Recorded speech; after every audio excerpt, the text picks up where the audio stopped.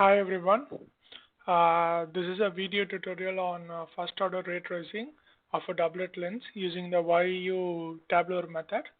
In the next video, we'll see how to use the ABCD matrix. So here I have taken this example from a Coursera course. We have given a doublet lens.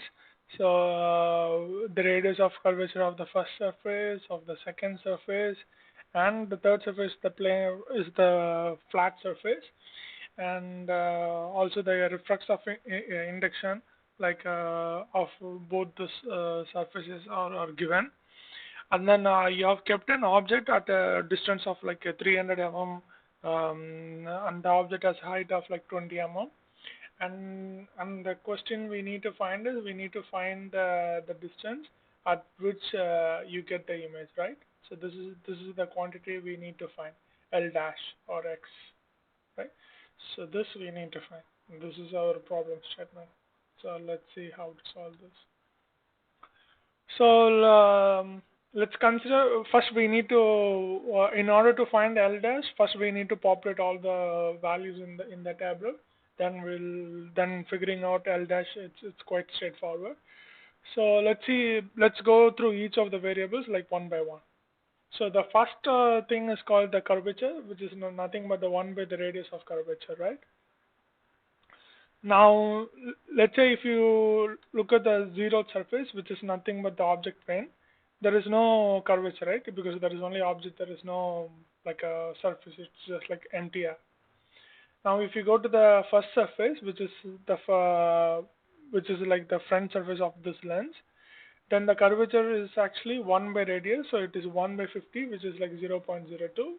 And for the second surface, it is actually again 1 by 50, but it's in the opposite direction, right? So it is minus 0.02. And for the third surface, since it's like a flat surface, the curvature is like 0. And for the fourth surface, of course, there is like nothing because it's just like the plane at which the image is formed. So second, we have to define the refraction of index. Um, so for example, and this is the refraction surface after the surface. For example, if 0 is this is the surface, what is the index of refraction after this surface? So this is the area. So here after the 0th surface we have R, which is nothing but like the index of refraction is like 1. And now when we come to the first surface, the index of refraction, just a second. So when we come to the R, like the index of refraction, here it is like 1.5, so we enter 1.5. And then for the second surface, so this is the second surface, the index of refraction is like 1.6, so we write 1.6. And for the third surface, this is the third one, the index of refraction is actually this one, which is like 1. Okay. So we have entered both the C and N. So now we need to calculate the power, right? So power is nothing but the 1 by focal length. So, but in this video, like these are all the only data which is given in the problem set. We don't have any data about what is the power. So you might want to stop here and like Google like how to find the power or how to get the formula or something. And after some research, if you found out, it is good. If not, like here is the answer. So power is actually the curvature into the difference of index of refraction, right? And for the zero surface, there is like nothing because there is like no curvature or it's meaningless. And for the first surface, the power is, let's say, like is 0.02 into 1.5 minus 1, so which is like zero point 0.5.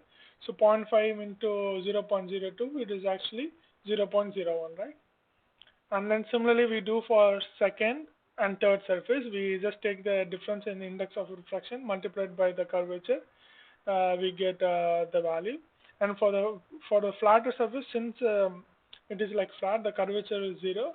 The power is also 0. But even the power is 0, there will be bending because there is a difference in index, refraction index, right? Like between this medium and this medium. And for the fourth, it's not defined. Second, so now we can replace this diagram, the doublet lens, with a simple paraxial thin lens approximation. So here it is a thin lens with no thickness, just the power is given. Um, and now we'll enter the decay. The decay is nothing but the, um, the distance, right? So the distance from one surface to the vertices of the next surface. So for the zero, it is like 300, which is the distance at which the object is placed, and next is 10. This is the value from the first surface to the second, and from second surface to third is 2. But then now we need to find, as I told earlier, the distance between the third surface to the image. Okay, so so this is the quantity which we need to find. So now let us consider a single ray through the system. So far all these four variables define the system which we are working, which means the lens. And now we are going to define the ray which we are going to shoot. And somehow if you are able to get the values, of these values, we'll be able to get the x. So as we solve along, it will be more clearer. So just stay with the video, right?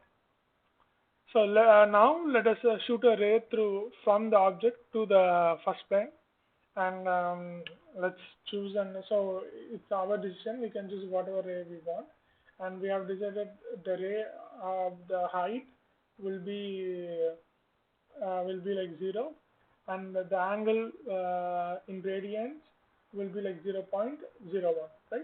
So this is the value which we have chosen.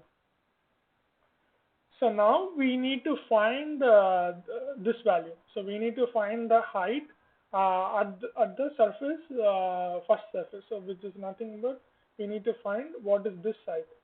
Let me choose different color. Okay. So we need to find this height, right? We need to find this height at the surface. So that's what. Uh, so we need to find this variable. So how to find this? You might, if you are taking the Coursera course, you might want to stop here and look at your notes or something. Uh, so this is more like a revision tutorial. So yeah. So this is a formula, which is a very basic formula like a trigonometry. It is nothing but what it tells is the height at let's say the next surface is equal to the height at the previous surface, like the starting point, and the extra distance, right? The extra distance in a paraxial line, it is nothing but the angle u multiplied with this distance d, right? So you multiply u into d, you will get this distance, and then plus you add the initial distance. So it is a very simple trigonometry. I hope it's clearer to you how we got this formula. So now if you substitute for the first surface, which is like the initial height, plus the angle is like 0.01 into the distance 300, you will get 3. And now we need to find the exit angle. So the exit angle is like the so for example here, if you draw the optical axis, not able to draw straight. So what is this angle? So this is the exit angle. I mean, I didn't draw it straight, but it will be like straight, right? So it should be straight. I'm not able to draw it here, but I hope you understand. So then what is the, so then we have this formula. It is very similar to, actually it's actually Snell's law, where you have the index of refraction after the surface, exiting the surface, and exiting the angle is equal to incident index of refraction into incident angle. But the difference is this term, where you subtract by the power of the lens, since the lens has the power, and height, because that gives additional bending and it's not just a simple surface. That's why it's called power. So this is the extra term. So you could remember this by remembering Snell's law, right? So now if you substitute all the values, for example, for the first surface for this one, what is the incident the reflection of index? It is like 1, and then the incident angle is like 0.01. So this is the 0.01 into this refraction index minus the height of the ray, which is like 3, which we just now calculated, into the power of the lens, which is like 0.01, divided by the index of reflection of the after the exiting the angle, right? So what is this index, which is like 1.5. So we just divide by 1.5, and then we get this value. You could do the calculations just to get a feel of this problem. So now we have to just repeat these two formulas for both the second and third surface. Okay? That's it.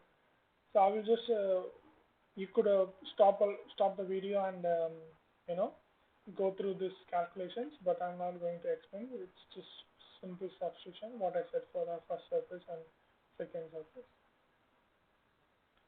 Yes. So now we have done for all the surfaces for let's say 0, 1, 2, 3, and and the thing is the fourth surface is the plane at which the image is formed, right? So on this plane, the height of the image will be like 0, right? And using this 0, and also we could write um, the the the height at the new surface, which is the fourth one, in terms of the third surface, like this, right? If you write like this, then there is a way to solve for x, and if you solve, it's like very straightforward. It's approximately equal to 200 mm, right? So, mm, think that's all for the video. I hope I mean, it's like useful to all of you. And let me know like if you have any feedback or suggestions for this discussion. I would love to hear like what you think. Thank you for your time. Have a nice day.